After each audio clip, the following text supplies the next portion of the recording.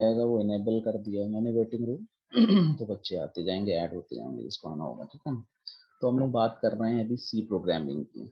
तो प्रोग्रामिंग या प्रोग्राम शब्द हमने पहले भी सीखा है कि कंप्यूटर को इंस्ट्रक्शंस देना, यानी आप कंप्यूटर को इंस्ट्रक्शंस देंगे किसी लैंग्वेज। यहाँ पे लिखा है प्रोग्रामिंग, प्रोग्रामिंग वर्ड बना है प्रोग्राम से, यानी हम कंप्यूटर को, प्रोग्राम का मतलब इंस्ट्रक्शंस देंगे, और कंप्यूटर को इंस्ट्रक्शंस देने के लिए जो लैंग्वेज बनी गई हैं, बनाई गई हैं, उन्हें ही हम प्रोग्रामिंग लैंग्वेज कहते हैं, ठीक है भाई। तो बहुत सारी प्रोग्रामिंग लैंग्वेजेस हैं, जैसे सी लैंग्वेज है, जावा, पाइथन आपने सुना होगा, ठीक। तो इस तरीके से ये जो प्रोग्रामिंग लैंग्वेजेस हैं, इनका काम है कि आप इनमें कंप्यूटर को इंस्ट्रक्शंस दे सकते हैं, कंप्यूटर को अपनी बात बता सकते हैं, कंप्यूटर से आप क्या कराना चाहते हैं ये आप बताएंगे, और कंप्यूटर आपके इंस्ट्रक्शंस को समझेगा और उसके अनुसार काम करेगा। तो हम लोग प्रोग्रामिंग सीख रहे हैं, यानी कंप्यूटर को इंस्ट्रक्शंस देना। तो देखिए हर प्रोग्रामिंग लैंग्वेज के कुछ रूल्स होते हैं, जैसे अभी हम लोग यहाँ पर पढ़ने जा रहे हैं सी प्रोग्रामिंग। तो सी प्रोग्रामिंग के कुछ अपने सर्टेन रूल्स हैं, और हम उन रूल्स को भी पढ़ने जा रहे हैं। कुछ नियम है, जैसे आप जानते हैं कि जब भी आप किसी लैंग्वेज को पढ़ते हैं तो ये प्रोग्रामिंग लैंग्वेज है। तो यहाँ पर जैसे आप, हिंदी एक लैंग्वेज है, तो जब आप उस लैंग्वेज को सीखेंगे तो आपको उसकी व्याकरण या उसकी ग्रामर समझना बहुत जरूरी है। तो हम लोग जब प्रोग्रामिंग लैंग्वेज सीखते हैं तो इसकी भी ग्रामर या इसकी भी व्याकरण है, तो हम उसी ग्रामर और व्याकरण को समझने की कोशिश कर रहे हैं, और उसके बाद हम उसी से फिर सेंटेंसेस यानी प्रोग्राम बनाने की कोशिश करेंगे, ठीक है भाई। तो पहली बड़ी बात जो हमको सीखनी है वो ये सीखनी है कि सबसे पहले हमारे पास क्या होना चाहिए। हम वेरिएबल की बात करेंगे, सभी लोग, हम लोग वेरिएबल पहले भी देख चुके हैं। हम लोगों ने एल्गोरिथम बनाई है, फ्लो चार्ट बनाए हैं, तो हमने वेरिएबल सीखा है। तो वेरिएबल उससे कहते हैं वेरी करने वाली चीज, यानी जिसका मान बदल सकता हो, ऐसी कोई भी चीज उसे हम वेरिएबल कहते हैं। तो हमने लिख दिया है कि जो data item that can change their value during the program, यानी आपका ऐसा मान, ऐसी वैल्यू जिसको हम बदल सकते हैं, वो हम वेरिएबल कह रहे हैं। फॉर एग्जांपल कोई संख्या है, तो संख्या बदल सकती है, कोई लेंथ है, कोई स्पीड है, कोई हाइट है, कोई पैसा है, समझ रहे हैं। तो इसका मतलब जब भी हम कोई प्रोग्राम बनाने की कोशिश करेंगे, प्रोग्रामिंग करेंगे, तो मोस्टली हम लोग हमेशा क्या इस्तेमाल करेंगे, हम वेरिएबल का इस्तेमाल करेंगे। फॉर एग्जांपल हम एक आयत का क्षेत्रफल निकाल रहे हैं, तो हमने आपको पहले भी बताया कि जो लंबाई है और जो चौड़ाई है वो कभी फिक्स नहीं है।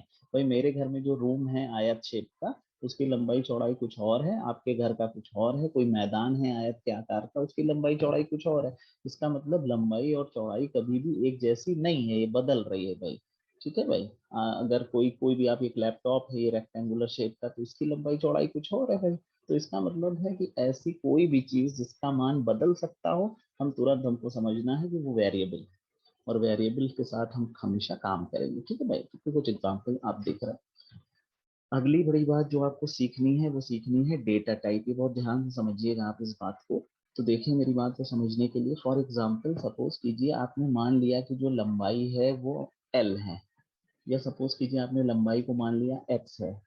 तो जब भी आप किसी वेरिएबल को लिखते हैं तो मान लीजिए, इसको ध्यान से समझिएगा भाई आप लोग। तो जैसे आपने किसी वेरिएबल का नाम मान लीजिए लिखा एक्स, ध्यान देंगे हम लोग, मान लीजिए आपने किसी वेरिएबल का नाम लिखा एक्स, ठीक। तो अब आप जब किसी वेरिएबल का नाम एक्स लिखते हैं, तो एक्स लिख देने से आपका कंप्यूटर ये नहीं समझ पा रहा है कि आखिर ये एक्स आपने लिया क्या है। ये एक्स कोई संख्या है, या एक्स का मतलब कोई एक अक्षर है, या एक्स का मान एक पूरी संख्या है, या दशमलव वाली संख्या है। इसका मतलब खाली एक्स का नाम लिख देने से इसके बारे में कोई जानकारी कंप्यूटर को नहीं मिल पा रही है। बात समझे आप। तो जब भी हम किसी वेरिएबल का नाम लिखते हैं, तो हम उस वेरिएबल के नाम के पहले हमेशा क्या यूज करेंगे, डेटा टाइप।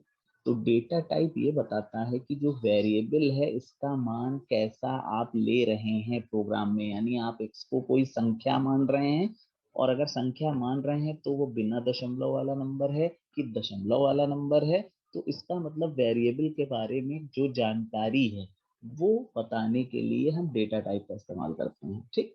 तो चार बेसिक डेटा टाइप, अभी हम बेसिक डेटा टाइप यहाँ पे हमने लिखे हैं। तो बेसिक डेटा टाइप चार होते हैं सी लैंग्वेज में, और उन चार बेसिक डेटा टाइप में पहला है आईएनटी। ध्यान देंगे ये स्मॉल अक्षर में लिखना है आपको, ये जितने भी डेटा टाइप हैं। C is a case sensitive language, यानी कैपिटल और स्मॉल लेटर, कैपिटल लेटर और स्मॉल लेटर में फर्क होता है। तो लिखते समय ध्यान देंगे कि हम इन अक्षरों को स्मॉल में ही लिखेंगे। तो कहीं पर भी आपको INT शब्द इस्तेमाल दिखाई देगा। पहला देखेंगे INT का इस्तेमाल किया जाता है इंटीजर्स के लिए। इंटीजर्स का मतलब होता है ऐसी संख्या जिसमें दशमलव वाला भाग ना आता हो। तो फॉर एग्जाम्पल 5 है कोई संख्या हमने 70 ले ली, कोई संख्या हमने -12 ले ली, यानी पॉजिटिव भी हो सकता है, नेगेटिव भी हो सकता है, लेकिन इसमें दशमलव नहीं लगा होगा। तो अगर हम सपोज कीजिए दो संख्याएं जोड़ना चाहते हैं और हम दोनों नंबर बिना दशमलव वाला नंबर लेना चाहते हैं, तो हम जब भी वेरिएबल लेंगे x, मान लीजिए एक संख्या हम मानते हैं अगर, तो हम उसके आगे क्या लिखेंगे भाई, इंट शब्द का इस्तेमाल करेंगे। ठीक है भाई, अभी हम लोग लिख के भी देखेंगे उसको। तो पहले हम लोग शब्दों को समझ लेते हैं, इंट का मतलब क्या है। ठीक है भाई, तो ऐसी संख्या, इंट का मतलब जब हम इंट का इस्तेमाल करेंगे तो हम ऐसे नंबर्स के लिए इंट को इस्तेमाल करेंगे जिसमें दशमलव वाला भाग ना होता। ठीक। दूसरा है हमारा फ्लोट। फ्लोट का मतलब होता है कि ऐसी संख्या जिसमें दशमलव हो। बात समझ रहे हैं आप? तो देखिए कुछ नंबर हमने लिखे जैसे 12.5, -1.22, 5.00। तो इसका मतलब ये सभी नंबर ऐसे हैं जिसमें दशमलव लगा हुआ है। तो ऐसी कोई भी संख्या जहां पर दशमलव है वो हम फ्लोट में कंसीडर करेंगे। फॉर एग्जाम्पल हमको सपोज कीजिए जो है किसी की हाइट का प्रोग्राम बनाना है या किसी के वेट की बात करनी है, तो जब भी आप हाइट और वेट की बात करेंगे, बात समझ रहे हैं, तो हाइट और वेट क्या है भाई, हमेशा दशमलव में आ सकता है। तो हम जब भी वेरिएबल का मान लेंगे तो कैसा मान लेंगे, हम उसके आगे डेटा टाइप में फ्लोट का इस्तेमाल करेंगे। तो अगर हमारे वेरिएबल का मान दशमलव में हो सकता हो संख्या, तो हम फ्लोट यूज करेंगे। अगर हमारे वेरिएबल का मान दशमलव वाला नंबर नहीं होता है तो हम उसके लिए INT शब्द का इस्तेमाल करेंगे। ठीक है भाई। फिर एक डेटा टाइप और है जिसे हम कहते हैं कैर। कैर को यूज करते हैं फॉर कैरेक्टर्स और स्ट्रिंग। कैरेक्टर्स और स्ट्रिंग का मतलब सपोज कीजिए हम नाम की बात कर रहे हैं या एक अक्षर की बात कर रहे हैं, हम तब वहां पर कैर का इस्तेमाल करेंगे। फॉर एग्जाम्पल सपोज कीजिए हमने कहा अपना नाम आप इनपुट करिए, अपना नाम बताइए। कोई भी व्यक्ति अपना नाम बताए और उसमें हम ये बता दें कि उसमें कितने वॉवेल हैं। तो इस तरीके की जब हम बात करेंगे तो ये संख्याओं पे आधारित नहीं है, यहाँ पर हम अक्षरों की बात कर रहे हैं, कैरेक्टर्स की बात कर रहे हैं। तो जहाँ पर हमको इस तरीके की चीज चाहिए होगी वहां पर हम कैर का इस्तेमाल करेंगे। अभी हम इसको डिटेल में बाद में डिस्कस करेंगे। ठीक है भाई। फिर एक डेटा टाइप और है जिसे अभी हम बात कर रहे हैं डबल। तो डबल का इस्तेमाल किया जाता है double precision floating value. Double precision floating value, इसका इस्तेमाल भी दशमलव वाली संख्या के लिए ही इस्तेमाल किया जाता है, लेकिन दशमलव के ज्यादा स्थान तक अगर आपको मान निकालना है, ध्यान देंगे भाई, दशमलव के ज्यादा स्थान तक अगर आपको मान निकालना है तो आप इस्तेमाल करेंगे डबल। फॉर एग्जाम्पल अगर फ्लोट है कोई वेरिएबल, तो दशमलव के अगर ये 4 स्थान तक, 4 प्लेसेस तक वैल्यू निकालता है, तो जो डबल है ये उसको डबल करके 8 प्लेसेस तक वैल्यू निकालेगा। तो जब भी सपोज कीजिए आपको कोई cos x की सीरीज निकालनी है या आपको कोई एक सीरीज ऐसी निकालनी है, सपोज कीजिए आपको 1/फैक्टोरियल 1 + 2/फैक्टोरियल 2 + 3/फैक्टोरियल 3 ऐसे करके कोई सीरीज का सम निकालना है, तो हमें पता है कि जब इस तरीके की सीरीज का हम सम निकालेंगे, जो पॉइंट के बाद जो वैल्यू आएगी वो 8 प्लेसेस तक ही वैल्यू 8 से ऊपर चली जाएगी। तो हम वहां पर क्या कर सकते हैं, हम डबल का इस्तेमाल करेंगे। तो डबल का इस्तेमाल आप वहां पर करिए जहां पर आपको दशमलव के बाद ज्यादा स्थान तक वैल्यू या ज्यादा प्लेसेस तक वैल्यू आपको निकालनी हो, देन वी यूज डबल। तो मोस्ट ऑफ द टाइम जहां पर भी सीरीज की क्वेश्चन होते हैं, सीरीज मतलब संख्याओं का सम, और ऐसी संख्याओं का सम जहाँ पे 1 में कोई वैल्यू बहुत बड़ी सी है, आप किसी बड़ी संख्या से छोटी संख्या में भाग दे रहे हैं और बहुत बड़ा मान आता है, then we use double most of the time. ठीक है भाई। तो मेरी बात समझ में, सिंपल सा दोनों चीजों को फिर से कंक्लूड कर लीजिए। सबसे पहले जब भी हम प्रोग्राम बनाएंगे we will use variable. Variable नाम लिखना है, नाम आपकी मर्जी का होगा, कुछ भी आप लिखेंगे। वेरिएबल का मतलब ऐसी चीज जिसका मान बदल सकता हो। ठीक। लेकिन जब भी हम वेरिएबल का नाम लिखते हैं तो इस नाम से कंप्यूटर ये नहीं समझ पाता है कि इसका मान कैसा होगा। तो जब भी हम वेरिएबल लिखेंगे तो हम वेरिएबल से पहले क्या लिखेंगे, उसका डेटा टाइप, यानी कंप्यूटर को हम ये बताएंगे कि आखिर इस एक्स का मान कैसा होगा, यानी हम इसको कैसी वैल्यू देंगे। ठीक है भाई। तो देखिए हमने यहाँ पर इसका एक सिंटैक्स लिखा है। तो सिंटैक्स लिखने का मतलब कि जब भी हम किसी वेरिएबल का नाम लिखते हैं तो हमेशा उसके पहले हम क्या लिखेंगे भाई, डेटा टाइप। तो ये देखिए एक एग्जांपल कोट किया हमने, हमें मिलेगा इंट एक्स। मेरी बात आपको समझ में आ रही है भाई? इंट के बाद जगह छोड़ी है, स्पेस दिया और आपने लिखा एक्स। तो ये जो एक्स नाम है ये क्या है आपका? एक्स एक वेरिएबल है ना भाई। और ये जो आगे आपने लिखा आईएनटी ये है डेटा टाइप। बहुत ध्यान से समझिएगा भाई इस बात को। ये जो आईएनटी है ये डेटा टाइप है और ये वेरिएबल है।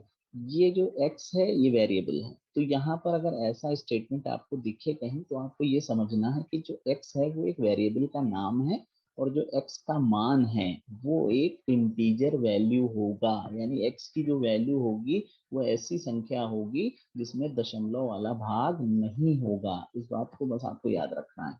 तो देखिए अगला हमने देखिए यहाँ पर लिख दिया है ये फ्लोट, स्मॉल लेटर में ही आप यूज करेंगे भाई। तो अगर आप फ्लोट वाई लिखते हैं तो हम बिल्कुल ऊपर से नीचे की तरफ, इसमें हमने नहीं लिखा है लेकिन हमको ये समझ लेना है कि वाई यहाँ पर वेरिएबल का नाम वाई आपने ले लिया है और आप ये कह रहे हैं कि जो वाई का मान होगा वो एक फ्लोट वैल्यू होगा। फ्लोट का मतलब दशमलव वाली संख्या होगी। अगला आपने यहाँ पे लिखा है कि ये जो z है ये एक वेरिएबल है और इसका मान एक कैरेक्टर वैल्यू होगा। फिर आपने ये लिखा है कि y एक आपका वेरिएबल है और जो y का मान है वो कैसी वैल्यू होगा? हमारा डबल होगा। तो इसका मतलब है जब भी we will use variable then we have to write the data type before the variable name. जब भी आप वेरिएबल को लिखेंगे तो उसके पहले आपको उसका डेटा टाइप मेंशन करना ही है। बिकॉज जब तक आप डेटा टाइप नहीं लिखेंगे तब तक आपका सिस्टम, आपका कंप्यूटर ये नहीं जान पाएगा कि आखिर वेरिएबल का मान आप कैसा लेंगे। ठीक है भाई? क्योंकि वेरिएबल का मान कैसा लेंगे या नहीं पता होगा तो उसके लिए मेमोरी का भी इस्तेमाल होता है। तो कंप्यूटर मेमोरी नहीं एलोकेट कर पाएगा। जब जगह नहीं होगी तो सारी समस्याएं स्टार्ट। तो इसका मतलब बिना डेटा टाइप के you can not write a variable in a program. तो you must declare a variable along with the data type, right?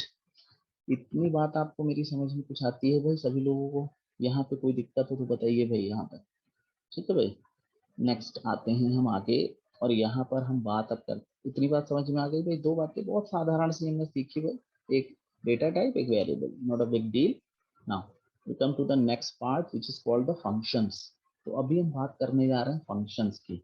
तो फंक्शन आप बिल्कुल ही सिंपल सी बात ये समझिए, फंक्शन का मतलब है किसी एक काम को करने के लिए जो चीज सी लैंग्वेज में बनाई गई है उसको हम फंक्शन कहते हैं। किसी एक काम को करने के लिए जो चीजें बनाई गई हैं उनको हम फंक्शन कहते हैं। ठीक है भाई? दो प्रकार के फंक्शन होते हैं, बहुत ध्यान से समझेंगे। एक है आपका लाइब्रेरी फंक्शन और एक है आपके यूजर डिफाइंड फंक्शन। तो अभी हम बात कर रहे हैं लाइब्रेरी फंक्शन की, यूजर डिफाइंड हम आगे पढ़ेंगे। तो लाइब्रेरी फंक्शन का मतलब होता है जो फंक्शन सी लैंग्वेज में बने बनाए अवेलेबल है। बने बनाए का मतलब आप समझिए लाइब्रेरी, जैसे आप कॉलेज की लाइब्रेरी में जाते हैं तो वहां पर किताबें पहले से मौजूद हैं, आपको कुछ नई किताब लेके नहीं जाना है। वहां पे आपके पास किताबें अवेलेबल हैं, you have to use only. समझ रहे हैं? तो इसी तरीके से सी लैंग्वेज में कुछ बने बनाई चीजें मौजूद हैं जिनको आपको केवल इस्तेमाल करना है। तो यहाँ पर भी हम इस्तेमाल करने की बात कर रहे हैं लाइब्रेरी फंक्शन। ठीक है? तो हम लोग बात करेंगे लाइब्रेरी फंक्शन। ठीक। तो सबसे पहली बात हमको सीखनी है इनपुट फंक्शन। बहुत इंपॉर्टेंट है, दो शब्द आपको याद रखने हैं, बड़े इंपॉर्टेंट है ये इनपुट फंक्शन, बहुत ध्यान से समझिए। ठीक है भाई?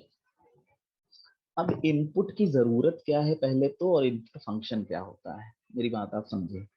तो ध्यान से समझिए, जैसे आपने पीछे अभी एल्गोरिथम लिखा, एक सेकेंड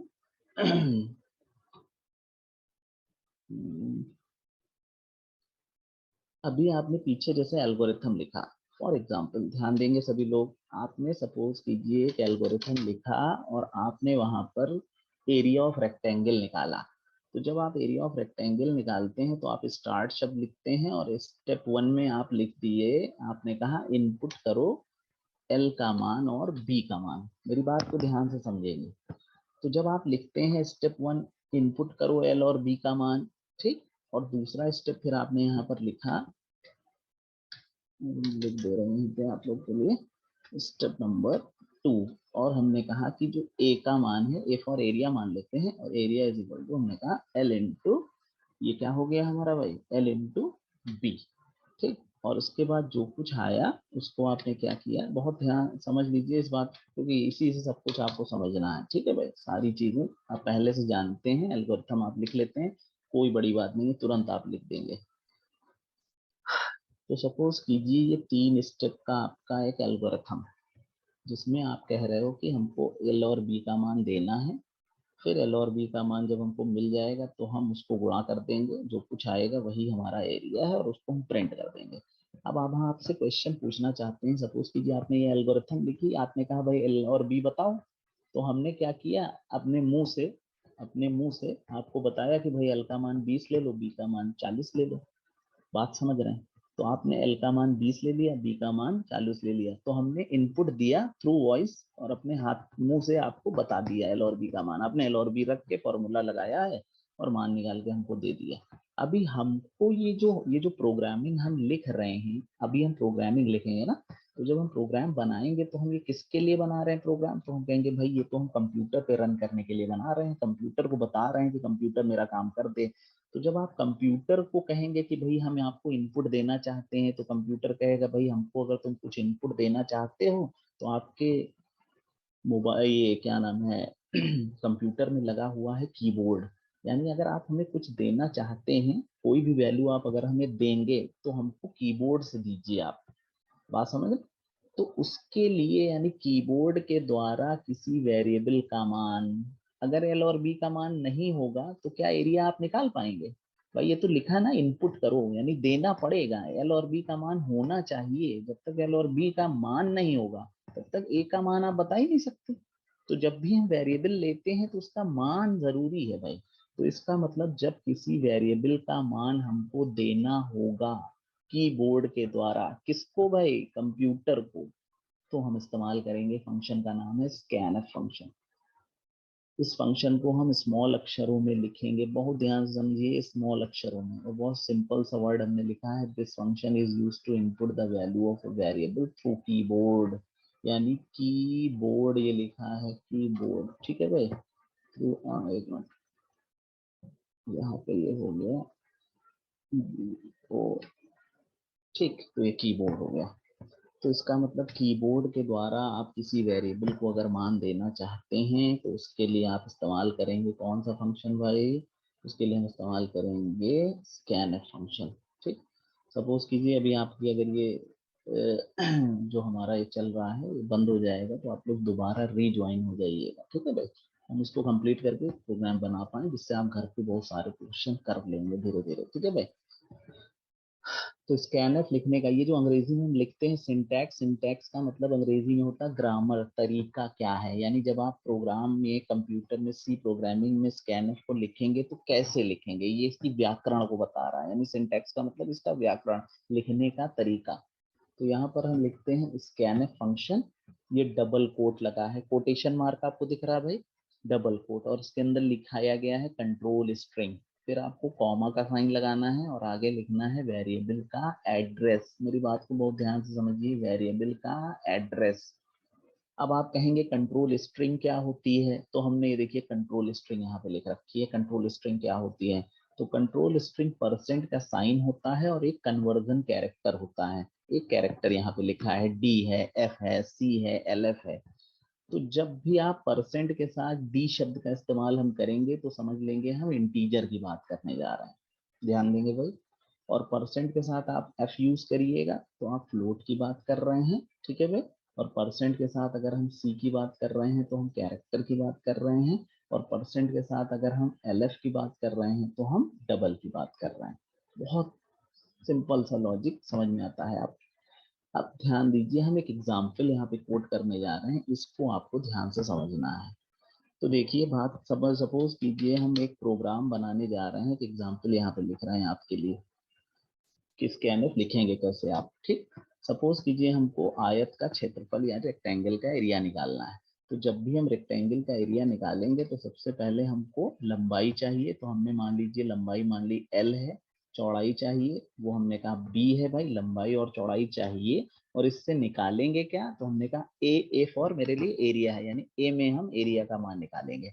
अभी अभी हमने आपको बताया कि अगर आप वेरिएबल को खाली लिख देंगे नाम, तो आपका कंप्यूटर ये नहीं समझ पाएगा कि आखिर आपका एल का मान, बी का मान और ए का मान कैसा होगा। तो इसका मतलब जब भी हम वेरिएबल लिखते हैं तो आगे उसके हम डेटा टाइप लिखेंगे, डेटा टाइप का मतलब ये हुआ कि एल का मान, सॉरी, एल, बी और ए तीन वेरिएबल, थोड़ा दूर लिखना जिससे आपको मेरी बात समझ में आए। ये रहा सेमी कॉलन।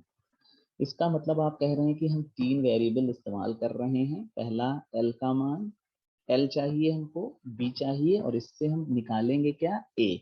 इसका मतलब एल और बी का मान हमको देना है, यानी लंबाई और चौड़ाई हम देंगे, इनपुट करेंगे। तो इसका मतलब ये इनपुट करना है, मतलब स्कैनफ फंक्शन, यानी ये दो वेरिएबल हैं आपके एल और बी, और आपको इनका मान इनपुट करना है। तो एल और बी का मान जब आपको इनपुट करना है, इसका मतलब एल और बी का मान आप किसके द्वारा इनपुट करेंगे, स्कैनफ फंक्शन के द्वारा। तो मेरी बात को बहुत ध्यान से देखिए। तो देखिए इनपुट करना कितना आसान है, हम सीधे लिखेंगे स्कैनफ फंक्शन। ठीक है भाई, ये डबल कोट लगाया। अब ध्यान से समझिएगा, एल का मान आपने कैसा लिया है, इंटीजर लिया है। क्या आप यहाँ पे फ्लोट भी लिख सकते थे? तो हमने कहा बिल्कुल, हम चाहें कि लंबाई चौड़ाई दशमलव में हम लेना चाहते हैं तो हम यहाँ फ्लोट कर सकते थे, लेकिन हमने मान लीजिए इंट लिखा है। इसका मतलब हम ये मान रहे हैं कि जो लंबाई है वो एक पूरी संख्या है बिना दशमलव वाली। जो बी का मान होगा वो भी हम पूरा नंबर लेंगे, और जो क्षेत्रफल आएगा वो भी पूरा नंबर ऑटोमेटिकली। भाई जो दो नंबर 20 इंटू 20 करोगे तो 400 तो आएगा, तो दशमलव तो नहीं आ सकता ना। तो इसका मतलब यहाँ पर हम वेरिएबल को इंटीजर कंसीडर कर रहे हैं। तो देखिए इंटीजर वैल्यू हमको इनपुट करनी है। देखिए यहाँ पर इंटीजर के लिए आप क्या यूज करते हैं, देखिए ऊपर %d, ध्यान दीजिए यहाँ पे। तो ये हो गया %d, तो यहाँ पर हमने लिखा ये हो गया आपका %d, और डबल कोट को आप बंद कर दीजिए, और आगे लिखिए कॉमा। आगे लिखा हुआ है यहाँ पे वेरिएबल, उसके बाद आपको लिखना है वेरिएबल का एड्रेस। तो एड्रेस लिखने के लिए कुछ नहीं करना है आपको, ये रहा एड्रेस का साइन। ध्यान से समझे भाई, आपके कीबोर्ड में आपको ये तुरंत मिल जाएगा। शिफ्ट के साथ 7 नंबर दबाइए, इस पे एड्रेस का साइन बना हुआ है। एड्रेस किसका पता भाई, एल का पता। ये हो गया पहली बात, ये रहा सेमीकोलन। कुछ बात आपको समझ में आती है भाई? इसका मतलब यहाँ पर ये बहुत इंपॉर्टेंट बात है, इसको आप समझ लें। इसका मतलब क्या है, ये हम डबल कोट यहाँ पे आपको कोटेशन में करके बता रहे हैं कमेंट में। तो इस स्टेटमेंट का मतलब ये हुआ कि आप क्या करने जा रहे हैं, इसका मतलब अब आप अपना कीबोर्ड इस्तेमाल कर सकते हैं। बहुत ध्यान से समझिए भाई, इसका मतलब now you can use your keyboard. और कीबोर्ड से आपको क्या करना है भाई, कीबोर्ड से आपको एक वैल्यू इनपुट करनी है, कीबोर्ड से आपको वैल्यू इनपुट करनी है। तो भाई देखिए, सपोज कीजिए हमने कीबोर्ड से एक वैल्यू लिख दी भाई 90। ध्यान से समझिए, जैसे ही हम कीबोर्ड से वैल्यू अब इनपुट करेंगे 90, इसका मतलब ये जो 90 वैल्यू है ये किसके एड्रेस पे पहुंच जाएगी भाई, एल के पते पर पहुंच जाएगी, यानी ये एल का मान बन जाएगा। ठीक, कुछ बात आपको समझ में आ रही है भाई? ये स्कैनर फंक्शन का मतलब ये हुआ, ये %d बता रहा है कि हम, फिर से समझ लें, स्कैनफ का मतलब यहाँ पर हुआ, ये जो %d है ये बता रहा है कि हम कैसी वैल्यू इनपुट करने जा रहे हैं। तो हमने कहा हम एक बिना दशमलव वाला नंबर इनपुट करने जा रहे हैं। ठीक, ये जो आगे लिखा है एड्रेस ऑफ एल, ये बता रहा है कि ये जो आप वैल्यू देंगे ये किसको मिलेगी। भैया हमको आपको कुछ भेजना है, तो हम यहाँ पे बता रहे हैं कि भेजना क्या है, क्या मान भेजना है, किसको भेजना है। अगर हमको आपको कुछ भेजना है तो हम आपका एड्रेस मेंशन करेंगे। अगर हम एड्रेस नहीं लिखेंगे तो आप तक वो वैल्यू हमारी नहीं पहुंचेगी। बात आप कुछ समझ पा रहे हैं? तो इसका मतलब जैसे ही हम यहाँ एड्रेस ऑफ एल लिखेंगे, इसका मतलब इस स्टेटमेंट का सिंपल सा मतलब है, आप कीबोर्ड से कोई भी नंबर इनपुट कर दीजिए बिना दशमलव वाला। तो अगर हम 90 लिखें, 900 लिखें, 9000 लिखें, 5 लिखें, 50 लिखें, 200 लिखें, ये मेरी मर्जी है। अब हम लंबाई कुछ भी ले सकते हैं, और जो भी हम लंबाई लेंगे वो तुरंत किसका मान बन जाएगा, एल का वैल्यू, एल की वैल्यू बन जाएगा सब। ठीक है भाई, तो जो भी कीबोर्ड से आप वैल्यू देंगे वो एल को मिल जाएगी, वो एल का मान बन जाएगी। मेरी बात कुछ आपको समझ में आती है भाई? तो इसको आपको समझना है। तो इसका मतलब है ये वैल्यू इनपुट करना। ठीक, कीबोर्ड से अगर हमने वैल्यू इनपुट की 90, तो ये एल की वैल्यू बन जाएगा। ठीक, दूसरी बात देख ध्यान दीजिए, सपोज कीजिए हमको, हमने फिर से लिखा स्कैनर। अब हमको किसका मान इनपुट करना है, किसकी वैल्यू इनपुट करनी है भाई, अब हमको इनपुट करनी है बी का मान भी चाहिए। तो बी का मान मतलब, फिर हमने क्या लिखा, सॉरी, %d, फिर हमने लिख दिया, कॉमा लगाया, एड्रेस ऑफ, अब किसकी वैल्यू इनपुट करने जा रहे हैं हम, बी का मान इनपुट करने जा रहे हैं। जैसे ही आप ऐसे स्कैनफ लिखेंगे तो इसका मतलब अब आप अपना कीबोर्ड यूज कर सकते हैं और कीबोर्ड से आप एक बिना दशमलव वाला नंबर कोई भी लिख दीजिए। जैसे ही आप बिना दशमलव वाला कोई नंबर लिखेंगे वो तुरंत बी को मिल जाएगा, यानी वो बी के पते पर वो पहुंच जाएगा। कुछ बात आपको समझ में आती है भाई? दूसरी बड़ी बात ध्यान देनी है आपको कि जब भी आप वेरिएबल का नाम लिखते हैं तुरंत मेमोरी में इन सभी को एक एड्रेस मिल जाता है। अब आप कहेंगे सर एड्रेस कैसे पता चलेगा, आपने लिख तो दिया है एड्रेस का साइन, एड्रेस ऑफ एल है क्या?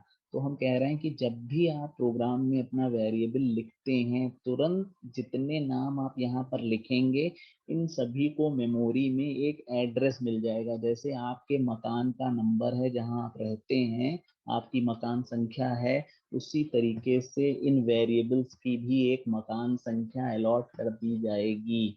और जैसे ही आप ये करेंगे फंक्शन लिखेंगे और यहाँ पर एड्रेस शब्द का इस्तेमाल करेंगे एल का पता, तो कंप्यूटर को पता है कि एल को पहले ही एक मकान दिया जा चुका है और उसका नंबर उसके पास है। तो आप जैसे ही एड्रेस ऑफ एल लिखेंगे तुरंत एल के पते पर वो मान पहुंचा दिया जाएगा।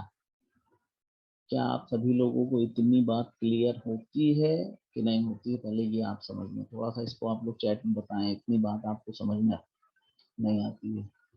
तो आपने केवल 3 बातें सीखी हैं अभी तक। एक वेरिएबल क्या होता है, दूसरा आपने सीखा डेटा टाइप क्या होता है, तीसरा आपने सीखा इनपुट फंक्शन क्या होते हैं। अभी हम एक तीसरा और सीखेंगे लास्ट, प्रिंट ये आउटपुट फंक्शन, और हम एक प्रोग्राम बना सकते हैं। ठीक है भाई? ठीक, इतनी बात आपको समझ में आ रही है? अभी चल रही है मीटिंग, ऑफ होती है तो देखते हैं। ठीक भैया, एक बार आप लोग बता दें आपको कुछ बात समझ में आती है सभी लोग?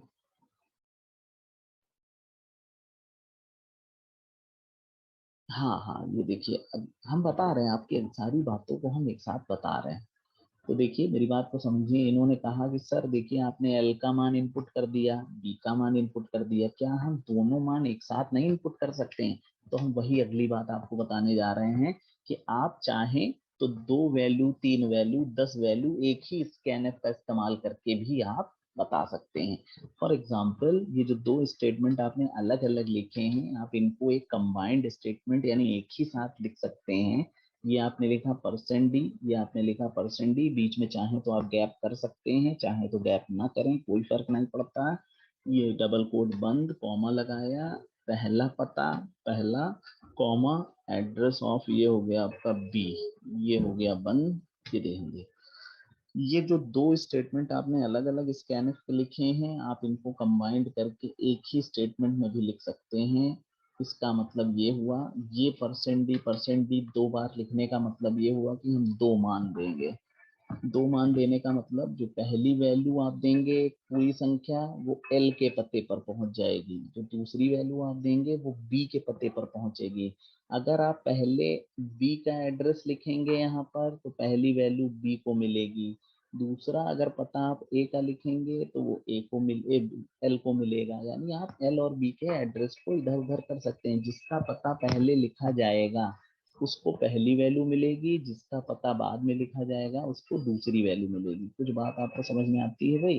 तो ये एक स्कैनफ में भी आप इसको ऐसे कन्वर्ट कर सकते हैं। इसका मतलब we are going to input 2 values and both the values are integer.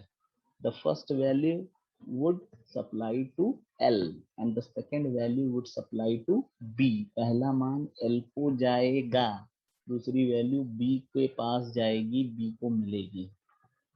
कुछ समझ में आती है बात आपके? ठीक है भाई, तो कमेंट हटा दे रहे हैं, लिखने का तरीका यही है।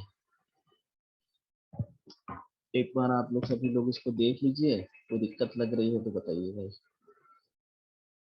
क्योंकि मुझे लग रहा टाइम अभी इसमें देखते हैं रिमेनिंग टाइम अभी भी 10 मिनट बाकी है। वेरी गुड, तो कोई दिक्कत नहीं। ठीक, एक बार जल्दी से आप लोग बताएं तो फिर हम आगे बढ़ें। ये जो आप लोग सोल्यूशन, इंटीजर और फ्लोट, ये सब भाई बात की बातें हैं, अभी हम आपकी सारी क्वेरी सॉल्व करेंगे। अभी आप मान के चलिए कि सब इंटीजर या सब फ्लोट है। कुछ लोगों ने भी क्वेश्चन पूछा सर कुछ इंटीजर हो वेरिएबल, कुछ फ्लोट हो, रिजल्ट क्या होगा? भाई साहब एक दिन में हम आपको 1 घंटे में सारी चीजें एक बार में नहीं बताएंगे। नहीं समझे आप मेरी बात? आप समय दीजिए, एक ही समय में आपको हम एक साथ बताएंगे तो सब चीजें आप कंफ्यूज हो जाएंगे और समस्या आपकी सारी प्रॉब्लम हम सॉल्व होंगी स्टेप बाय स्टेप।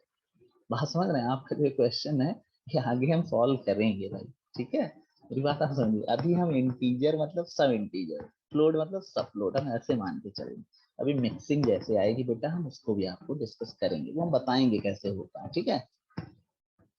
चले, इतनी बात ओके, क्लियर भाई, वेरी गुड। तो we have learn only a single function named scanf and scanf is used to input the value of a variable. सभी लोग बहुत ध्यान से समझे, हम देने के लिए ही scanf का इस्तेमाल करते हैं। तो अगर यहाँ पर फ्लोट होते ये तो हम %f का इस्तेमाल करते हैं। मिक्सिंग वाले अभी हम लोग बाद में बात करेंगे। ये कह रहे हैं भाई कुछ वेरिएबल सर हम इंटीजर ले लें, कुछ हमारे फ्लोट में आंसर आ सकता है तो क्या होगा, तो वो हम आगे डिस्कस करते हैं, ठीक है भाई? अभी हम बेसिक बात कर रहे हैं जो हमको समझ में आती है। इतनी बात सभी को क्लियर है भाई? अब हम बात करने जा रहे हैं आउटपुट फंक्शन की। बड़ा सिंपल सा फंक्शन है जिसे हमने कहा आउटपुट फंक्शन। तो देखिए जब आपने ये एल्गोरिथम अभी लिखी पीछे, तो आपने जब फॉर्मूला लिखा a is equal to L into B, तो आपने जब एरिया कैलकुलेट कर लिया तो उस एरिया को आपने क्या किया है भाई, प्रिंट किया है, उसका रिजल्ट शो किया है। क्योंकि जब तक हम कोई चीज शो नहीं करते हैं तब तक वो रिजल्ट हम तक नहीं मिलता है, ठीक है भाई? तो हमने आपको इसके बारे में बहुत सारी बातें पहले से बता रखी। तो ये प्रिंट का मतलब जब तक हम ये प्रिंट नहीं करेंगे, आपको शो नहीं करेंगे रिजल्ट, तब तक आपको रिजल्ट कैसे मिलेगा भाई? आप टेस्ट दे के आए, कॉपी हमने चेक कर ली, रिजल्ट मेरे पास है, हम आपको बताएंगे नहीं तब तक आप तक रिजल्ट पहुंचा नहीं। तो प्रिंट का ऑप्शन ये जरूरी है, ठीक है भाई? तो जो आउटपुट फंक्शन यानी जो रिजल्ट आता है, इसके लिए वी यूज printf फंक्शन। और printf का मतलब है कि this function is used to print the result on the output screen. यानी जब भी आप printf फंक्शन का इस्तेमाल करेंगे तो printf फंक्शन का इस्तेमाल किया जाता है रिजल्ट को प्रिंट करने के लिए आउटपुट स्क्रीन पर। आउटपुट का मतलब जिसपे आपको रिजल्ट मिल रहा हो। बात समझ रहे हैं? दूसरी बड़ी बात आपको याद रखनी है कि it is also use to print the message. इसको मैसेज के प्रिंटिंग के लिए भी इस्तेमाल करते हैं। तो हम देख लेते हैं, अभी आपको समझाते हैं कैसे करते हैं। तो सबसे पहले लिखने का तरीका है printf। आपने लिखा कंट्रोल स्ट्रिंग, वही control string %d %f %c जो अभी आपने यूज किया है। और आगे यहाँ पर वेरिएबल का भी पीछे दोनों में फर्क देख लीजिए भाई जरा सा है। यहाँ पर भी कंट्रोल स्ट्रिंग लिखनी है और वेरिएबल का यहाँ पे लेकिन एड्रेस लिखना है। एड्रेस के साथ वेरिएबल का नाम लिखना है आपको भाई, एड्रेस शब्द इस्तेमाल करना है यानी एड्रेस ऑपरेटर लगाना है। लेकिन जब आप प्रिंटफ फंक्शन का इस्तेमाल करते हैं तो आपको एड्रेस का इस्तेमाल ही नहीं करना है, केवल वेरिएबल का।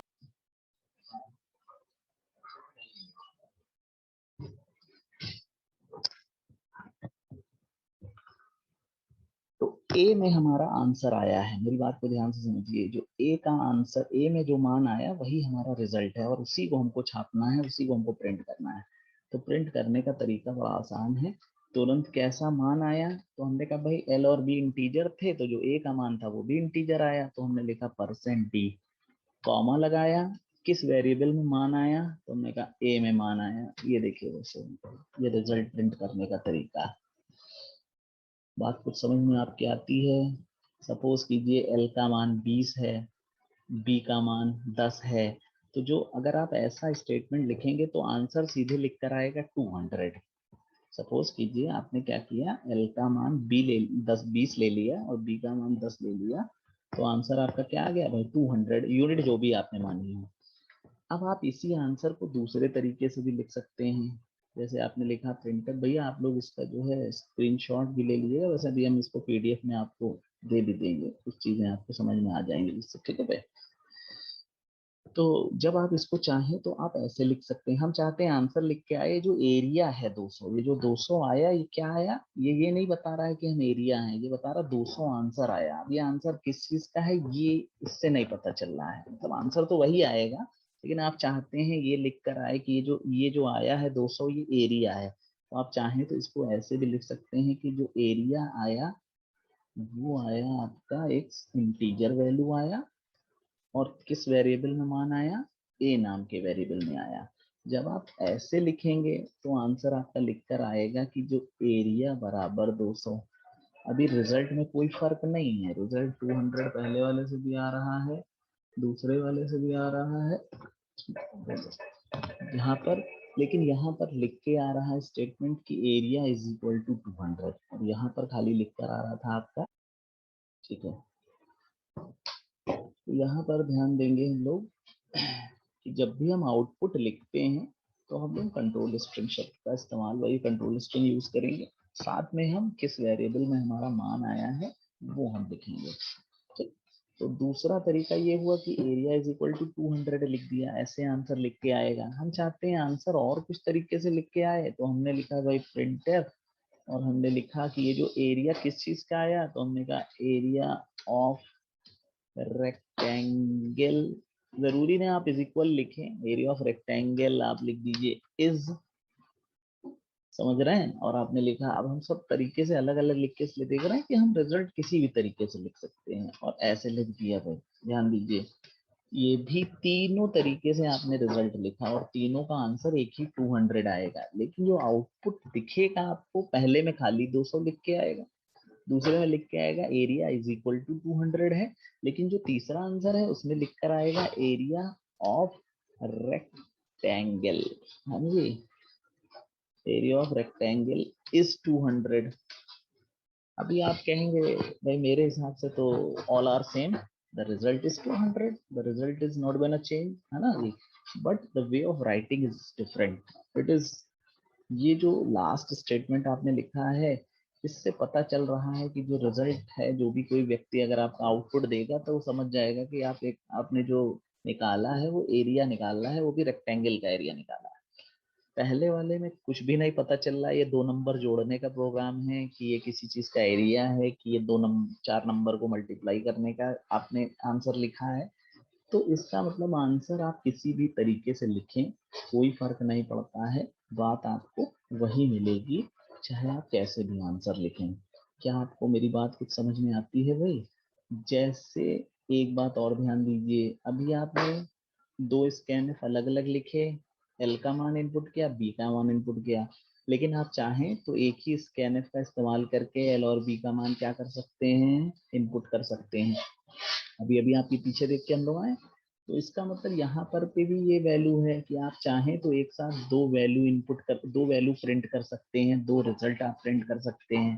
कैसे भाई? सपोज कीजिए आपने लिखा प्रिंट एफ और आपने लिखा यहाँ पर %d, मेरी बात को ध्यान से समझिए। अब आप लोग बताइए, अगर ऐसा आपको लिखा हुआ दिखाई दे तो आप क्या समझेंगे, ये कितने रिजल्ट आप लिख रहे हैं?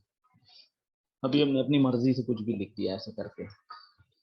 तो अगर आपको ऐसा प्रिंटफ दिख रहा है तो इसका मतलब हम तुरंत समझ जाएंगे कि यहाँ पर आप 2 रिजल्ट प्रिंट करने जा रहे हैं। पहला रिजल्ट एक इंटीजर वैल्यू है और दूसरा जो रिजल्ट है वो एक फ्लोट वैल्यू है। तो इंटीजर वैल्यू है वो किसका रिजल्ट है भाई? वो p का मान है, क्योंकि पहला नाम जिस जो आप लिखेंगे वो %d के लिए, जो दूसरी वैल्यू आप लिख रहे हैं क्यों, वो f के लिए बनेगा। इसका मतलब in this statement we are going to print 2 results. The first result is integer while the second result is a float, and the integer result is of the value p, ये p का मान बनेगा, और जो float result है आपका, जो float मान आया वो q का मान बनेगा। अभी आप इतनी बात आप लोगों को समझ में आती हो तो भाई बताएं जल्दी से सभी लोग। एक बार यहाँ तक क्लियर कर लीजिए, आपको printf scanf सभी लोग जरा सा एक बार देख लें भाई, कोई क्वेश्चन आपका हो तो बताइए। ठीक, एक चीज और पहले ध्यान दीजिए फिर आप लोग बताएं, 2 मिनट का समय और आप चले रहे। ठीक, ये तो हो गया आपका रिजल्ट प्रिंट करना, यानी आपने प्रिंटफ फंक्शन का इस्तेमाल किया रिजल्ट प्रिंट करने के लिए। प्रिंटफ का इस्तेमाल और एक मैसेज के लिए भी होता है, मैसेज प्रिंटिंग के लिए। भाई रिजल्ट वैल्यू मान ये लिखना है तो प्रिंटफ आप लिख ही देंगे। इसका इस्तेमाल प्रिंट द मैसेज, मैसेज भी प्रिंट करने के लिए होता है। जैसे फॉर एग्जांपल हम लिखना चाहते हैं I live in Lucknow, I live in Lucknow, ठीक है भाई। मेरी बात ध्यान से सुनिए, तो ये कोई रिजल्ट नहीं है, ये एक मैसेज है, और हम ये चाहते हैं कि कंप्यूटर की स्क्रीन पर अगर हम चाहें कि लिखकर आ जाए, कंप्यूटर की स्क्रीन पर लिख के आए आई लिव इन लखनऊ, तो ये एक मैसेज है। यानी कि जब हम मैसेज लिखते हैं तो बस डबल कोट के अंदर लिखते हैं, ना %d ना %c कुछ इस्तेमाल नहीं होता है। मेरी बात को ध्यान से समझें, केवल अंग्रेजी के अक्षरों को आप लिख दीजिए, जो अंग्रेजी आपको आती है वो आप लिख दीजिए। बात आप समझ रहे हैं? आपने लिखना चाहते हैं कि मेरा नाम ये है, तो आप यहाँ लिख दीजिए माई नेम इज, अपना नाम लिख दीजिए। तो जो कुछ आप इस डबल कोट के अंदर अंग्रेजी में लिखेंगे, ये आउटपुट स्क्रीन पर लिखकर यही चीज है एज इट इज छप के आ जाएगी, प्रिंट होके आ जाएगी। ठीक, मेरी बात आप कुछ समझ रहे हैं? ठीक, तो मैसेज लिखने की जरूरत क्यों है भाई? सपोज कीजिए मैसेज क्या होता है, आपको रिमाइंडर के लिए होता है। जैसे फॉर एग्जांपल सपोज कीजिए आपको कोई फीस जमा करनी है, कॉलेज की फीस जमा करनी है, आपको पता है कि हमको फीस जमा करनी है, लेकिन फिर भी कॉलेज आपको क्या करता है, एक मैसेज देता है, या एक जो है आपको नोटिस बोर्ड पे लिखा मिल जाता है कि भैया आपकी फी डिपॉजिट करने की लास्ट डेट ये है या ये है, आपको इतना फी जमा करना है। तो ये एक रिमाइंडर है, ये एक मैसेज है जो आपको कन्वे किया जाता है। तो जब भी हमको कुछ इस तरीके का मैसेज कन्वे करना होगा, कुछ लिखना होगा, प्रिंट करना होगा, तो हम प्रिंटफ फंक्शन के अंदर इसको लिखेंगे। जैसे हमने कहा भाई, हमने एक मैसेज कन्वर्ट किया कि इनपुट करो, इनपुट 2 नंबर्स, सपोज कीजिए ऐसे हमने लिख दिया भाई, इनपुट 2 नंबर्स। इसका मतलब हम आपको एक मैसेज दे रहे हैं कि आप 2 नंबर क्या करो भाई, दो। तो मैसेज लिखने का मतलब जो कुछ आप यहाँ पे लिखेंगे वो स्क्रीन पे लिख के आ जाएगा, और ये एक व्यक्ति के लिए एक मैसेज है कि आपको आगे करना क्या है। तो हम मैसेज प्रिंट करना हो तो भी प्रिंटफ का इस्तेमाल करते हैं, और रिजल्ट हमको लिखना है तो बिना प्रिंटफ के कुछ नहीं होगा, याद रख लें भाई।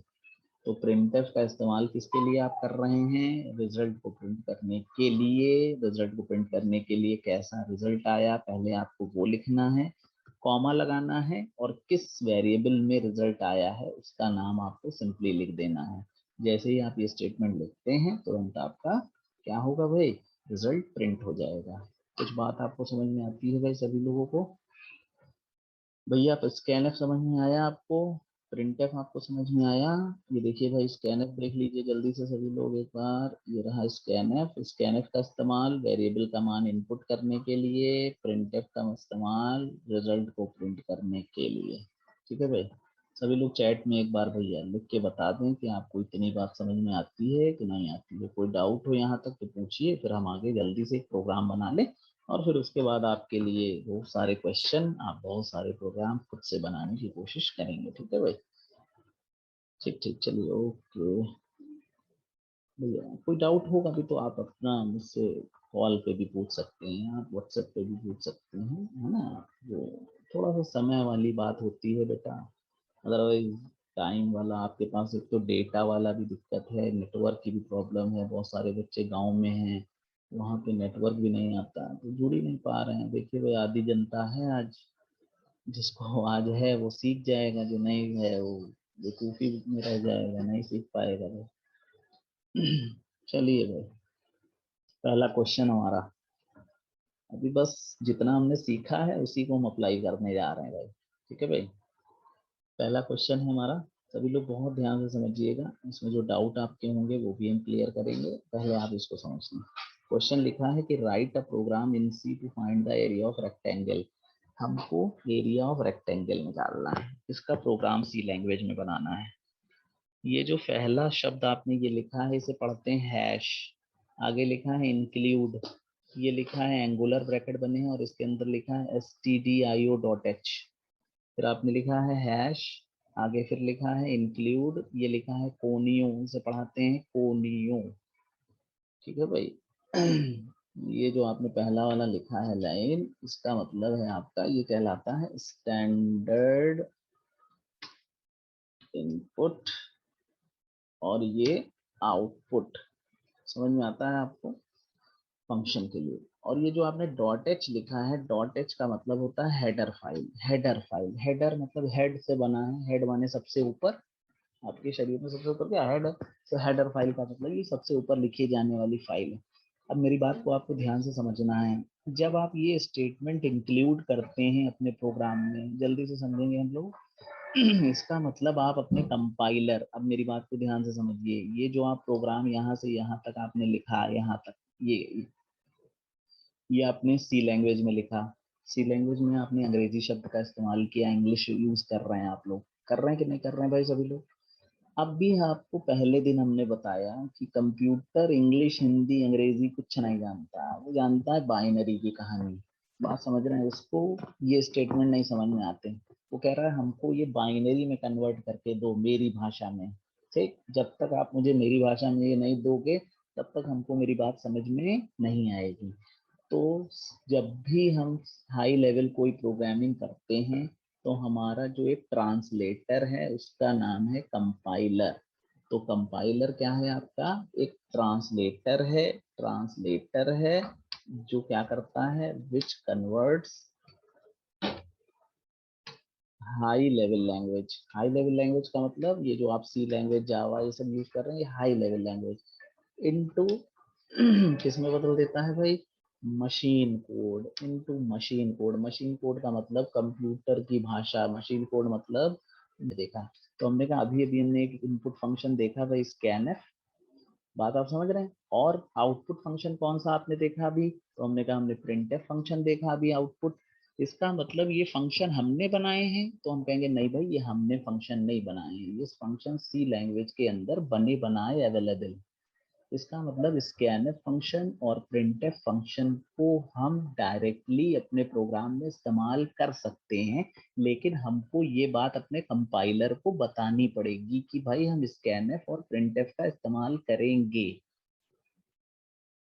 समझ में आता है? तो इसके लिए आपको इंक्लूड शब्द का इस्तेमाल करना है, हैश लिखना है, stdio.h ये लिखना पड़ेगा। इसका मतलब आप अपने कंपाइलर को बता रहे हैं कि भैया हम प्रिंटफ और स्कैनफ का इस्तेमाल करने जा रहे हैं, अभी हमको ये समझना है, इतनी बात। क्या आपको मेरी बात कुछ समझ में आती है? अभी आगे आपने लिखा है conio.h, यहाँ पर अभी कोई ज़रूरत नहीं थी, हम चाहे लिखें चाहे ना लिखें, मेरे प्रोग्राम पे कोई फर्क नहीं पड़ता है, लेकिन हमने लिख दिया जिससे आपको याद रहे बात। इसे कहते हैं console input output. Console input, sorry, input output. ठीक है भाई, कंसोल इनपुट आउटपुट का मतलब यहाँ पर भी कुछ फंक्शन है जो अभी हम लोग आगे सीखेंगे। जैसे हम लोग एक फंक्शन यूज करते हैं गेट सी एच, एक फंक्शन है हमारा CLR SCR। ये जो फंक्शन है अगर हम इनको अपने प्रोग्राम में यूज करना चाहते हैं तो हमको conio.h, यानी ये लाइब्रेरी अलग है भाई, इस लाइब्रेरी के अंदर ये वाले फंक्शन रहते हैं, ये लाइब्रेरी अलग है, इस लाइब्रेरी के अंदर ये वाले फंक्शन रहते हैं। तो अगर आपको ये फंक्शन यूज करना है तो ये लाइब्रेरी यूज करनी है, ये करना है तो ये, अगर दोनों करना है तो दोनों लिख देंगे आप। और हमें पता है भाई प्रिंटफ स्कैनफ के बिना तो मेरा कोई काम ही नहीं होगा, तो ये तो मैंडेटरी है, ये भी आप अगर यूज करना चाहते हैं तो हम यूज करेंगे। देखिए हमने get C H function use किया है तो हमने कोनियो लिखा है, अगर हम गेट सी एच नहीं लिखेंगे तो हम कोनियो लगाएं ना लगाएं कोई फर्क नहीं पड़ता है। बात आप समझ रहे हैं?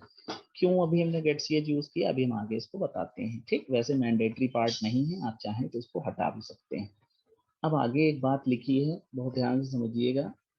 एक सेकेंड, ये लिखा है वॉइड और ये लिखा मेन। भैया एक बात को ध्यान से समझिए, ये जो ऊपर आपने अभी लिखा है ये दो बातें, stdio conio.h, ये बने बनाए फंक्शन, अभी अभी हमने सीखा कि ये बने बनाए फंक्शन है। प्रिंटफ और स्कैनफ सी लैंग्वेज में बने बनाए फंक्शन है, इनको कंपाइलर को ट्रांसलेट करने की आवश्यकता नहीं है। बात आप समझ रहे हैं?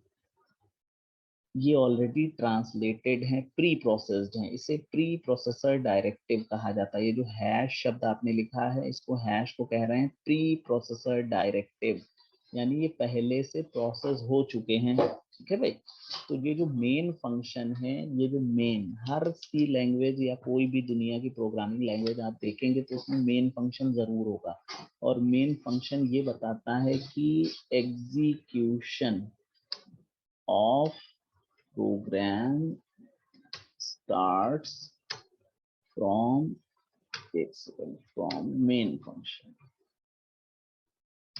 कुछ बात आपको समझ में आ रही?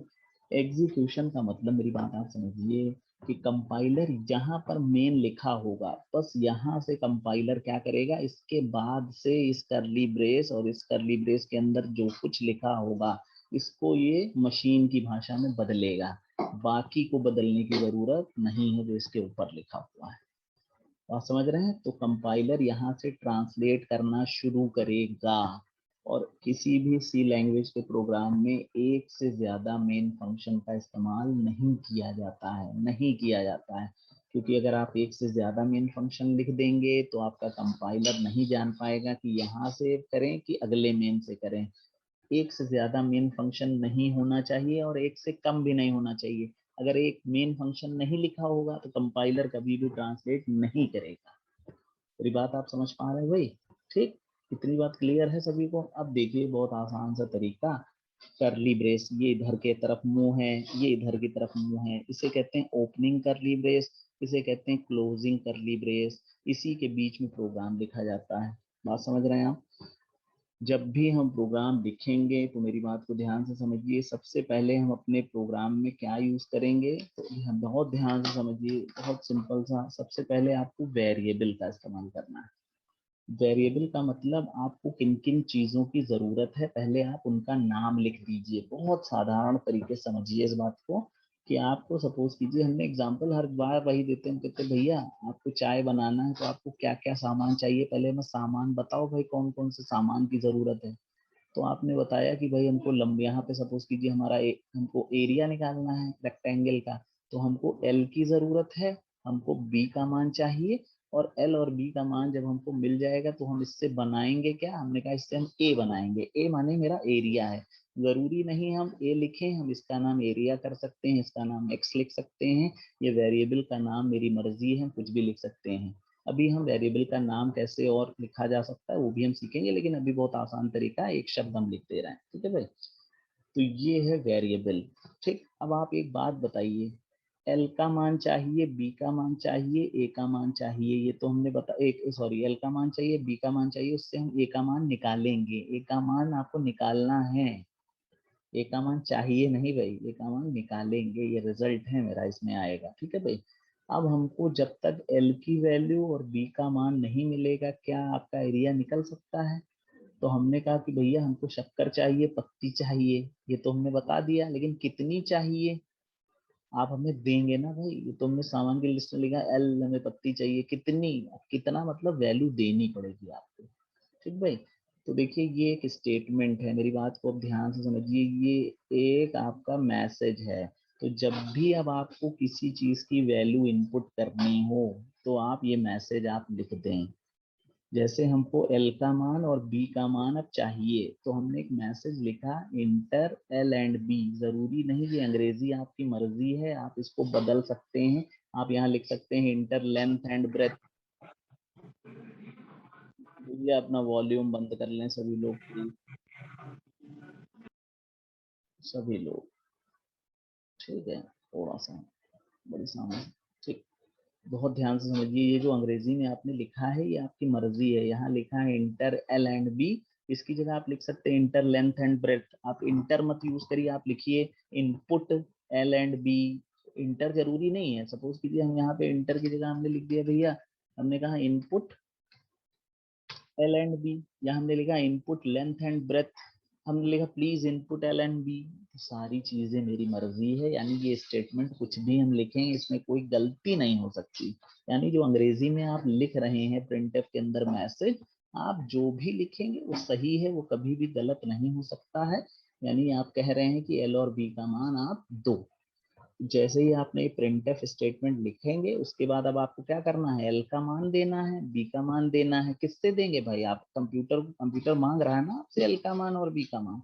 अब आप अपना स्कैनफ फंक्शन यूज करेंगे और आपको दो वैल्यू इनपुट करनी है, तो आपने 1% डी यानी एक वैल्यू, 2% डी मतलब दो वैल्यू, तीन वैल्यू इनपुट करते तो 3% डी लिखते, चार होती तो चार लिख देते। तो इसका मतलब जितनी वैल्यू हमको इनपुट करनी है, अगर वो इंटीजर है तो परसेंट डी, फ्लोट होता तो परसेंट एफ यूज कर लेते। पहली वैल्यू आप किसको देना चाह रहे हैं, तो हमने कहा भैया पहली वैल्यू एल को मिल जाए तो एल का पता पहले लिखा। अगर आप बी को पहली वैल्यू देना चाहते हैं तो आप पहले बी का पता लिखिए, एड्रेस ऑफ बी कर दीजिए यहाँ पे, फिर एल लिखिए। दूसरी वैल्यू आप यहाँ पे किसको दे रहे हैं, तो बी को दे रहे हैं। भैया अब आपने एल का मान दे दिया, बी का मान दे दिया, अब एल और बी की वैल्यू कीबोर्ड से आपने कंप्यूटर को दे दी। अब हमने क्या किया भाई, एरिया निकाला, तो एरिया इज इक्वल टू हमने क्या किया यहाँ पे, एल इंटू बी कर दिया। मेरी बात आप समझ पा रहे हैं भाई? ए इज इक्वल टू क्या हो गया हमारा, एल इंटू बी। ठीक, और ये जैसे ही हमारा इसमें मान आया, इस एरिया को हमने क्या कर दिया भाई, प्रिंट एफ कर दिया, रिजल्ट को प्रिंट किया और हमने लिख दिया area is equal to %d comma A, और हमारा प्रोग्राम यहीं पर क्या हो गया, खत्म। ये करली ब्रेस हमने बंद कर दिया और ये प्रोग्राम हमारा लिख गया, इतना सा। इतनी बात आप सब समझ में आती है। अब आप इसको बहुत ध्यान से समझिए, ये क्या है। जब आप इसको कंप्यूटर की स्क्रीन पे आप प्रोग्राम लिखेंगे तो आप इसको रन करेंगे। जब आप रन करेंगे तो आपकी जब रन विंडो है वो आएगी, अभी हम आपको रन करके भी दिखाते हैं प्रोग्राम इस पे, सी लैंग्वेज के टर्बो सी पे जल्दी से दिखा देंगे भी करके। तो जब आप ये प्रोग्राम लिखते हैं तो फिर से आप ध्यान दीजिएगा कि कंपाइलर कहाँ से ट्रांसलेट करना प्रोग्राम शुरू करेगा, जहाँ पे मेन लिखा होगा, मेन के बाद जो कुछ आपने लिखा यहीं से ट्रांसलेशन शुरू हो। यहाँ से लेकर यहाँ तक ये जो आपने लिखा है ये आपका प्रोग्राम है, बात समझिए। दूसरी बात आप इसमें महत्वपूर्ण ये समझनी है कि इस प्रोग्राम में जहाँ जहाँ प्रिंटफ लिखा है, यानी प्रिंटफ के अंदर जो कुछ लिखा होता है वो आउटपुट की स्क्रीन पर ऑटोमेटिक अपने आप प्रिंट होकर आ जाता है, और कुछ भी अपने आप आउटपुट की विंडो पर लिखकर नहीं आता है। इस बात को ध्यान दीजिएगा भाई। जब आपने ये पहला स्टेटमेंट देखिए, लिखा है int l comma B comma A, इसका मतलब क्या ये स्टेटमेंट कहीं छप के आएगा, तो हम कहेंगे नहीं भाई। लेकिन जैसे ही अगला ये रहा पहला प्रिंटफ, जैसे ही कंपाइलर इसको देखेगा तुरंत इसके अंदर जो कुछ आपने लिखा है ये स्क्रीन पर छप के आ जाएगा। यानी यहाँ पर ये इंटर की जगह आपने इनपुट कर दिया था तो ये लिख कर आएगा भाई इनपुट L एंड B। बात आप समझ रहे हैं? तो ये स्क्रीन पर छप के आया इनपुट L और B। इसका मतलब अब अगला आपको L, इसका मतलब ये स्टेटमेंट ये कह रहा है कि आपको L और B का मान क्या करना है, इनपुट करना है। कैसे इनपुट करेंगे आप कंप्यूटर को, कैसे L और B का मान देंगे, तो हम कहेंगे भाई हम तो कीबोर्ड से दे पाएंगे। तो कीबोर्ड का मतलब कौन सा फंक्शन, स्कैनफ, इसीलिए स्कैनफ हमने लिखा हुआ है। इसका मतलब अब हमको कीबोर्ड से दो संख्याएं देनी हैं जो बिना दशमलव वाली हैं, और जो पहला नंबर होगा जो आप नंबर देंगे वो L को मिल जाएगा, जो दूसरा नंबर देंगे वो B को मिलेगा। सपोज कीजिए हमने कीबोर्ड से पहला नंबर दिया 50, आप बताइए भाई 50 वैल्यू किसको मिलेगी, तो हम कहेंगे 50 वैल्यू L का मान हो जाएगा।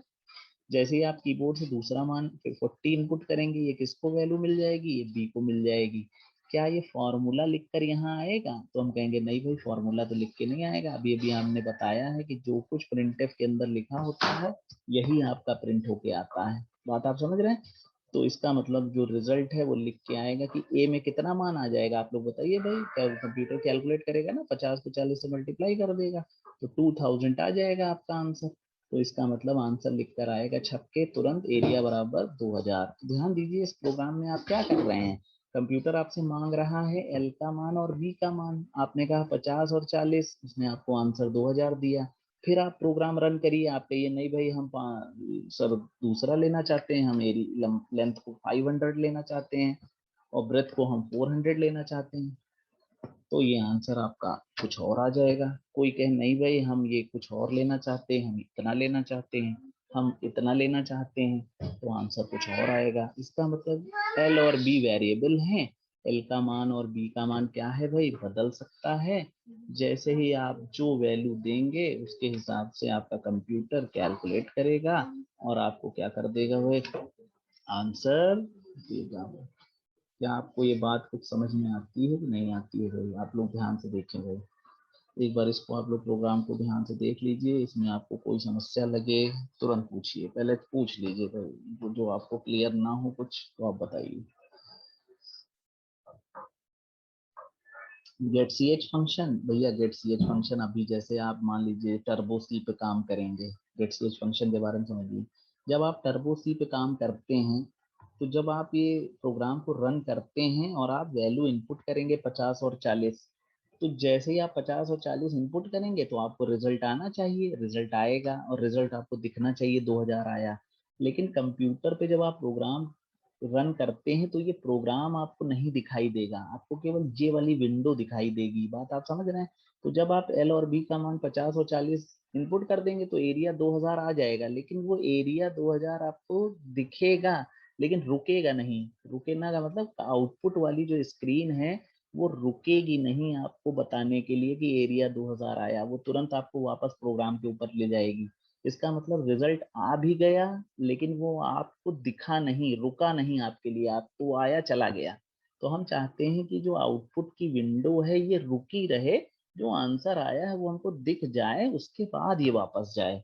बात आप समझ रहे हैं? तो गेट सी एच फंक्शन का मतलब है आउटपुट की स्क्रीन को रोके रखने के लिए हम गेट सी एच को यूज करते हैं, क्योंकि अगर हम गेट सी एच नहीं यूज करेंगे तो आउटपुट की विंडो रुकती नहीं है, आंसर आ जाता है हमको दिखाई नहीं देता है। तो हम चाहते हैं कि दिखे, रुका रहे स्क्रीन और हमें दिखे आंसर कितना आया भाई।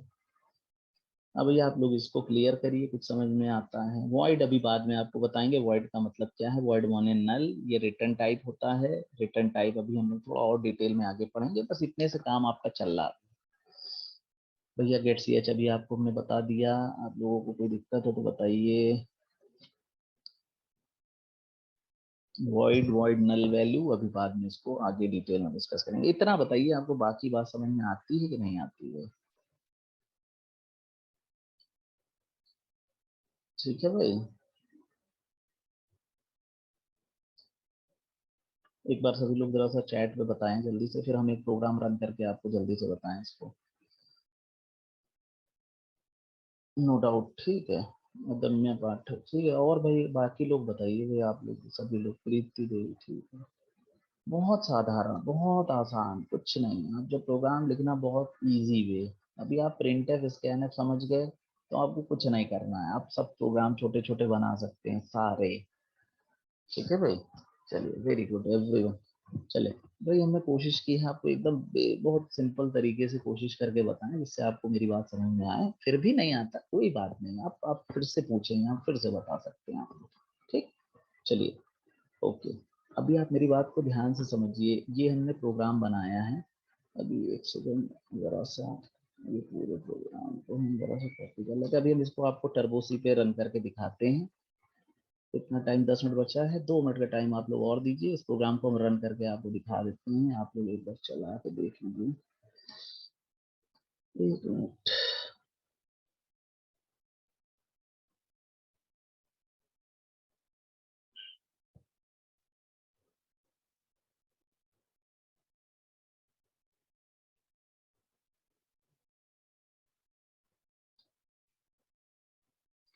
ये हटा देते हैं, से दबा दी। और उसके बाद ये देखिए रन लिखा है। रन का मतलब कंट्रोल F9। आप चाहें तो डायरेक्ट कंट्रोल प्लस F9 यानी कंट्रोल की और F9 की को एक साथ भी प्रेस करके कंप्यूटर पे प्रोग्राम डायरेक्ट चलाइए। कंपाइल करने की जरूरत नहीं है, दोनों चीजें ऑटोमेटिक हो जाती हैं। बात आप समझ रहे हैं? जैसे ही आप इस रन विंडो पे रन करेंगे, तुरंत देखिए ये आउटपुट की विंडो। अभी अभी जो बात हम आपको बता रहे थे कि जब आप रन करेंगे प्रोग्राम तो प्रोग्राम वाला पार्ट खत्म हो जाएगा और ये स्क्रीन आपके सामने आ जाएगी। अब इनपुट एल और बी का मतलब, सपोज कीजिए आपने यहाँ पे इनपुट किया 50 और आपने इनपुट किया 30। बात आप समझ रहे हैं? दो वैल्यू हमने इनपुट की। देखिए इनपुट करने का तरीका ये है कि हमने पहली वैल्यू इनपुट करी, फिर हमने दूसरी वैल्यू इनपुट करी, और अब हम इंटर की प्रेस करेंगे। इंटर की प्रेस करेंगे, ध्यान दीजिएगा। कंप्यूटर में इंटर की जो बनी है कीबोर्ड में आपके, उसको आप जैसे ही प्रेस करेंगे तुरंत आपका एरिया इज इक्वल टू क्या आ गया भाई? 1500। इसका मतलब आपने लंबाई और चौड़ाई इनपुट करी 50 और 30, एरिया क्या आ गया आपका? 1500। यानी आपने कंप्यूटर को इनपुट दिया, उसने आपको क्या दिया? आउटपुट दिया। जब आप वापस जाना चाहते हैं फिर इंटर की दबाइए, आप वापस फिर प्रोग्राम के ऊपर पहुंच जाएंगे। ठीक है भाई, फिर हम इस प्रोग्राम को रन करना चाहते हैं तो सीधे हमने क्या किया भाई, अब सीधे रन कर देते हैं, कंट्रोल प्लस F9। जब आप वापस फिर गए तो फिर उसने आपसे पूछा एल का मान और बी का मान। हमने कहा भाई एल का मान है 130 और बी का मान है 20। अभी एरिया कुछ और आ गया, देखिए भाई, यानी एल और बी की वैल्यू बदली आपने, तुरंत एरिया बदल गया। तो ये प्रोग्राम आपसे कह रहा भाई एल और बी जो मन करे आप बताओ, हम आपको एरिया कैलकुलेट कर देंगे। वापस जाना है, देखिए देखिए, बात आप समझ रहे हैं? अब ये देखिए गेट सी एच फंक्शन जैसे ही आप यहाँ से हटा दीजिए, सपोज कीजिए ये गेट सी एच हम हटा देते हैं। मेरी बात को ध्यान से समझिए, गेट सी एच हमने हटा दिया। अभी आप क्या करिए, इसको फिर रन करिए। जैसे आप रन करेंगे, किसने पूछा एल का मान बी का मान? हमने कहा एल का मान 80, बी का मान 60। इंटर दबाएंगे, देखिएगा मेरी बात, आपने इंटर दबाया, हमें आंसर यहीं दिखना चाहिए, लेकिन आंसर आ गया है लेकिन हमको दिखाई नहीं देगा। देखिए वापस वापस आपको इसी स्क्रीन पे फिर वो ले आया, यानी वो आपकी आउटपुट आया लेकिन वो स्क्रीन रुकी नहीं। क्यों नहीं रुकी? क्योंकि आपने यहाँ पे गेट सी एच फंक्शन नहीं यूज किया। देखिए अब आप दोबारा रन करेंगे तो पिछला वाला आउटपुट आपको दिखाएगा। ये देखिएगा, ये 4800 आपको आउटपुट दिखाई दे रहा है कि नहीं दिखाई दे रहा है? क्यों नहीं रुका ये? क्योंकि आपने गेट सी एच फंक्शन का इस्तेमाल नहीं किया। फिर एल और बी आप इनपुट करिए भाई, एल और बी कुछ और इनपुट कर दीजिए, कुछ और आंसर आया लेकिन रुका नहीं। तो रोकने के लिए स्क्रीन को गेट सी एच, ठीक है भाई और ये रन, देखिए पुराना भी रुकेगा, नया भी रुकेगा। देखिए भाई नया रुक रहा है भाई, आउटपुट रुकी है आपका, ठीक है भाई कोई दिक्कत परेशानी प्रॉब्लम बताइए भाई। अभी आप लोग इसको देख लीजिए, इसका स्क्रीनशॉट खींच लीजिए। अभी आपके कॉपी में जितने भी एल्गोरिथम बने हुए हैं, जितने भी, आप सबका प्रोग्राम बनाइए भाई, कोशिश करिए बनाइए, आप सब बना लेंगे। कोई दिक्कत हो तो आप हमसे पूछिए भाई सभी लोग। चलिए भाई चैट में बताएं आप लोग, कुछ समझ में आता है आपके? देखें भाई, बताएं सभी लोग, कुछ समझ में आया आपके?